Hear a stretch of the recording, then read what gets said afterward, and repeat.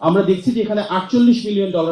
একটা grant confirm হয়েছে, যেখানে আমাদের ইন্টারন্যাশনাল স্টেক হোল্ডাররা সবাই এক হয়ে করেছে। ভুক্তিমূলক করতে পারি, অংশীদারিত্বপূর্ণ করতে পারি, যার মাধ্যমে আমাদের তরুণ প্রজন্মের এবং যারা শিশু কিশোর রয়েছেন স্কুলে ক্লাস 1 থেকে শুরু করে 12 পর্যন্ত প্রত্যেকের মেধার বিকাশ ঘটাতে পারি, সুপ্ত প্রতিভাকে আরো কিভাবে আমরা জাগরিত করতে পারি, কিভাবে তাদের দক্ষতা এবং যোগ্যতা তৈরি হয়, যার মাধ্যমে বাংলাদেশ থেকে তারা বিশ্ব নাগরিক হিসেবে গড়ে ওঠে। এবং তার জন্য আমরা কারিকুলামের ডেভেলপমেন্টের কাজ করছি, এক্সট্রা কারিকুলার অ্যাক্টিভিটিজ উপর প্রায়োরিটাইজ করছি, স্পোর্টস এবং কালচারকে আমাদের শিক্ষা ব্যবস্থার অনন্য সংযোজন করছি। এই প্রতিটা কার্যক্রম তখনই আমরা বাস্তবায়ন করতে পারবো যখন আমাদের ভবিষ্যৎ বাংলাদেশের যে কাণ্ডারি শিক্ষার্থীরা আর তাদেরকে যারা তৈরি করেন সেই শিক্ষক অর্থাৎ শিক্ষাবিদদের তৈরি করা কারিগরদেরকে আমরা একসাথে দক্ষ, যোগ্য, সুনাগরিক হিসাবে গড়ে তুলতে পারবো। এই জন্য আমরা বিশ্বাস করি মাননীয় শিক্ষামন্ত্রী রয়েছেন, মাননীয় শিক্ষা প্রতিমন্ত্রী রয়েছেন, আমাদের ডেভেলপমেন্ট পার্টনারদের সব ইম্পর্টেন্ট স্টেক হোল্ডার্স আজকে রয়েছেন, আমাদের 2 মন্ত্রণালয়ে